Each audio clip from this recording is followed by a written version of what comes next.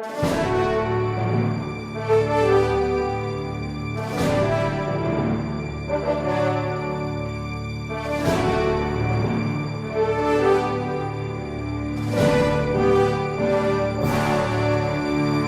resposta católica de hoje, nós queremos responder às dúvidas de vários dos nossos internautas a respeito da intercessão dos santos. E são vários mesmo aqueles que perguntam. Estou aqui respondendo ao Cássio, ao Silvio, ao Carlos, ao Eric e assim por diante. Ou seja, não deu para imprimir tudo, porque é muita gente perguntando por que é que nós católicos rezamos para os santos, se está claro na Sagrada Escritura, principalmente, são vários os versículos bíblicos, mas principalmente em 1 Timóteo 2,5, está claro que Jesus é o único mediador entre Deus e os homens. Pois bem, Jesus é o único mediador entre Deus e os homens. E aqui, então, se cria um problema. Só que esse problema não é só nosso católico, não. É um problema também para os protestantes. Por quê? Se Jesus é o único mediador, se só Ele intercede por nós diante de Deus, o que é que nós fazemos rezando uns pelos outros? Porque o problema dos santos é simplesmente um problema de se é possível ou não interceder depois da morte. Isso é outra história. Se é possível ou não interceder depois da morte, daqui a pouco a gente resolve esse problema. Mas o problema de insistir, de dizer e de afirmar que Jesus é o único mediador, isto, se você bate muito nessa tecla, você acabou com a oração de intercessão entre nós já aqui na Terra, vivos. Porque Ele é o único mediador. O que você está fazendo rezando pelos outros? Você está desobedecendo a palavra, não é isso? Mas qual é a saída? Eu não faço ideia como é que os protestantes resolvem esse tipo de problema. O fato é o seguinte, é que nós, católicos, cremos que realmente, é verdade, só existe um mediador diante de Deus e dos homens, não tem dois.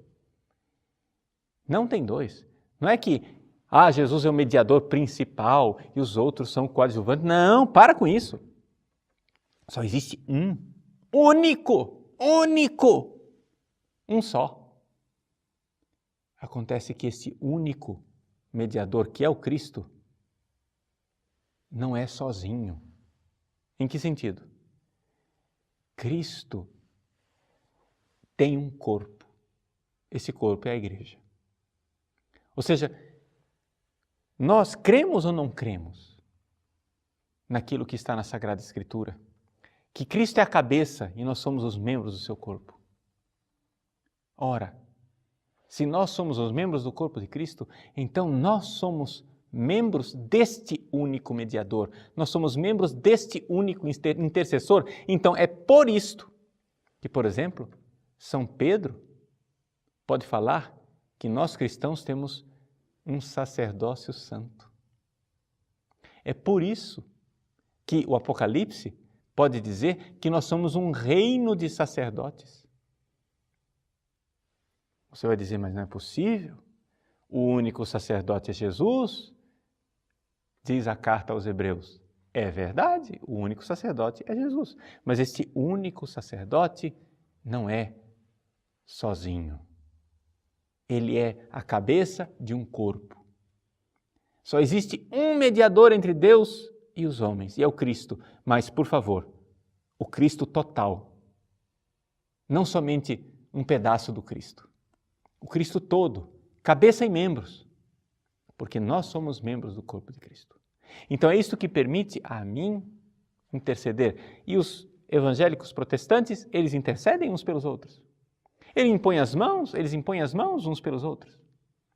Não é? Eles fazem isso na praxe deles do dia a dia e não somente isso. Mesmo que eles mudassem a praxe deles, seria impossível você ler a Sagrada Escritura de outra forma. Por quê? O que é que explica que a sombra de São Pedro curava as pessoas? O que é que explica que quando se pegava um guardanapo de São Paulo comia na casa de uma pessoa, eles pegavam um guardanapo, está nos Atos dos Apóstolos, pegavam um guardanapo de São Paulo, levava lá, a pessoa ficava curada com o guardanapo onde São Paulo limpou a boca. Como é possível isso? Se só existe um mediador, só existe um Salvador, só existe um nome no qual todos são salvos, só existe um que opera os milagres, Jesus. Como é possível isso? Responda, meu irmão. Vamos lá, responde agora você. Vamos lá, sua teologia. Só que acontece o seguinte. Se você vai justificar e dizer que isso não é mediação, você está trapaceando. Porque é. É uma mediação. A cura chegou através do guardanapo de São Paulo. A cura chegou pela sombra de São Pedro. A cura chegou pela palavra de Pedro que diz: levanta-te, não tenho nem ouro nem prata, mas o que eu tenho te dou, em nome de Jesus Cristo. Levanta-te e anda.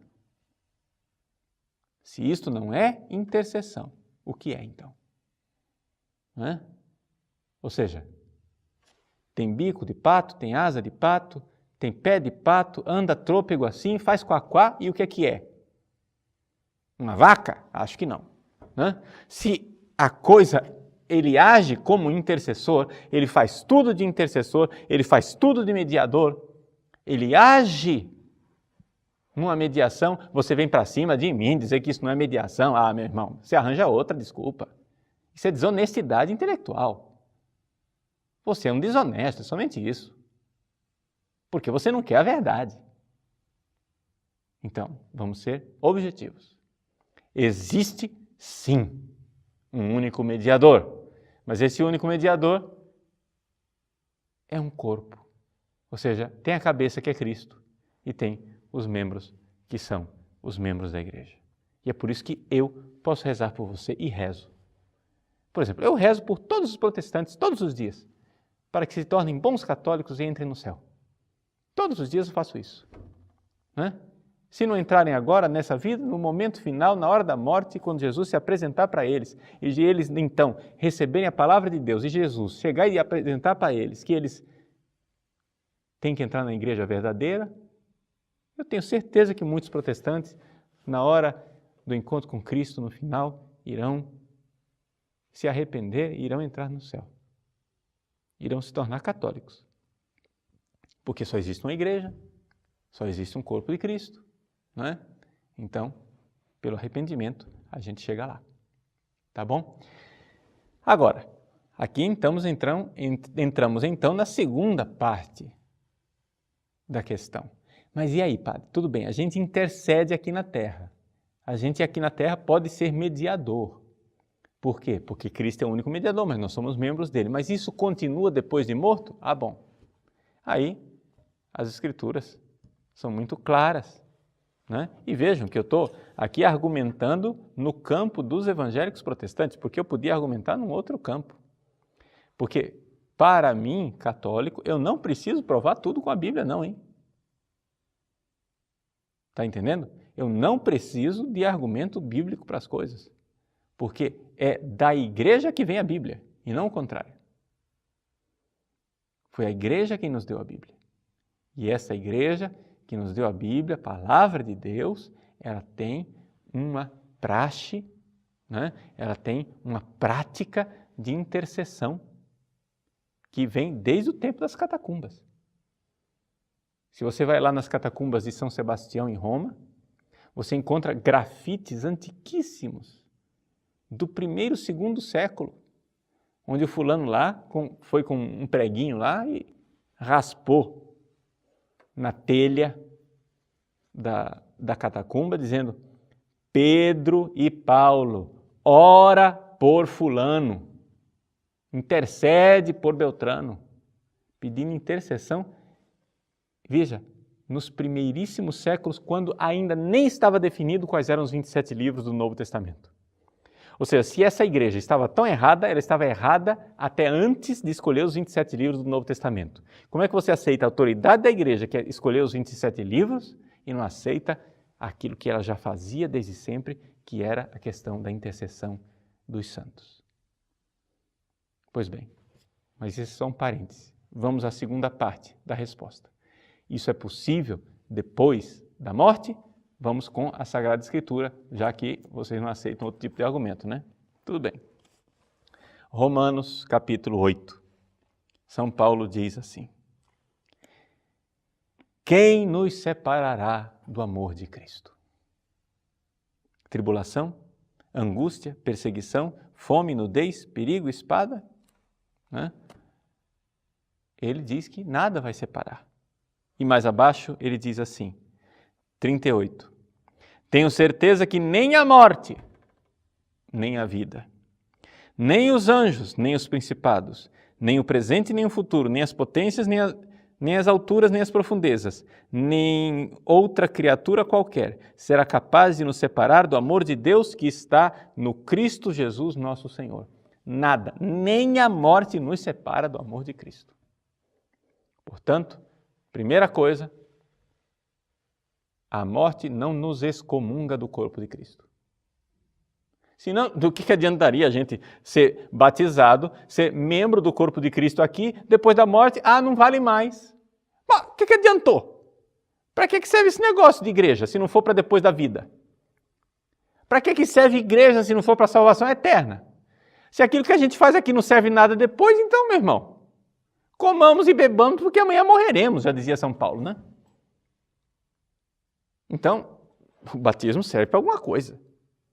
Eu sou membro do corpo de Cristo de alguma forma. Vós sois os ramos, eu sou a videira, eu sou o tronco de Jesus. Não é nem São Paulo agora mais, é Jesus. Né? Então estamos unidos a Ele. E é por isso que nós católicos cremos na Eucaristia, porque a Eucaristia é a renovação de nossa união com esse corpo e esse sangue de nosso Senhor Jesus Cristo, que para nós não é um faz de conta, não. Para nós a gente não está lá brincando de Eucaristia, não é a lembrança da última ceia. Tá? Para a lembrança da última ceia, bastava assistir um vídeo, não precisa fazer a Eucaristia. Nós vivemos esta união com Cristo na Eucaristia, na missa. Mas tudo bem. A morte não nos separa do amor de Cristo. Além disso, o livro do Apocalipse nos fala, em várias passagens, não é, da atividade das pessoas que já morreram diante do trono de Deus. Por exemplo, quando se abre o quinto selo, no capítulo 6 do Apocalipse, não é?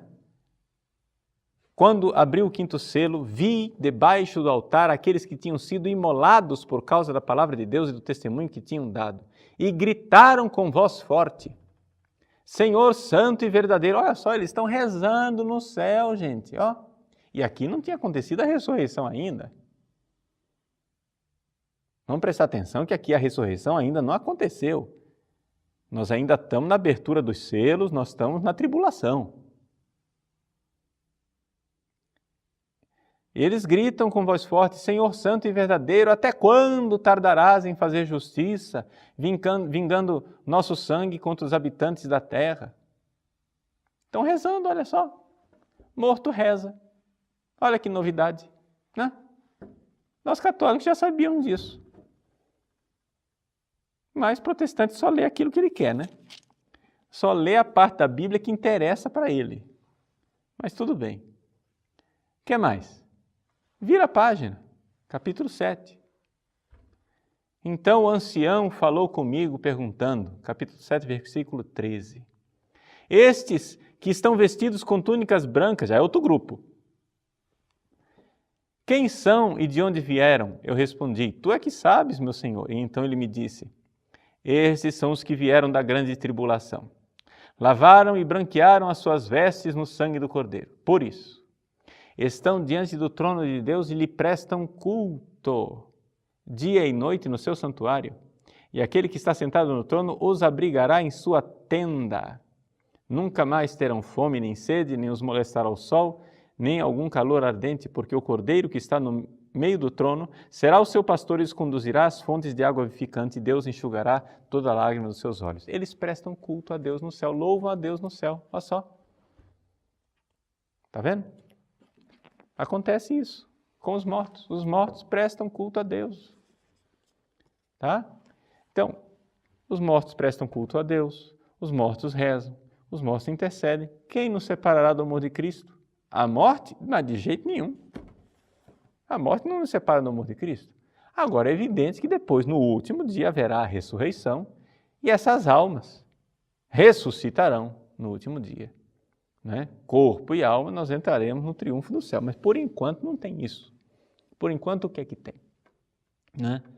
Por enquanto tem o fato de que, Quando eu sou batizado, eu me torno membro do corpo de Cristo. E nem a morte me separará do amor de Cristo. Ele continuará me amando.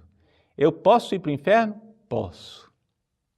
Posso ir para o inferno se eu rejeitar esse amor de Cristo.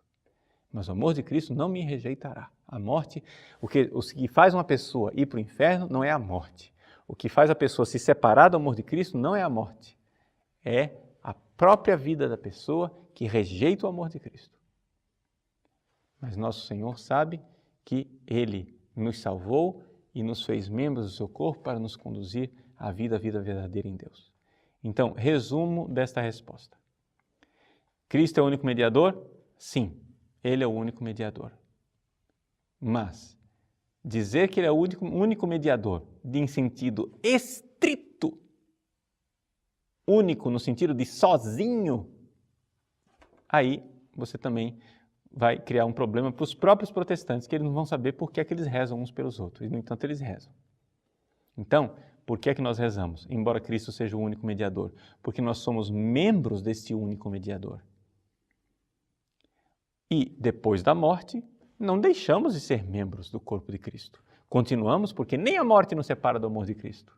E o próprio livro dos Apocalipse nos mostra que existe a atividade de pessoas, né, mortas diante do trono de Deus, intercedendo, prestando culto a Deus e louvando a Deus. Esta é a resposta católica.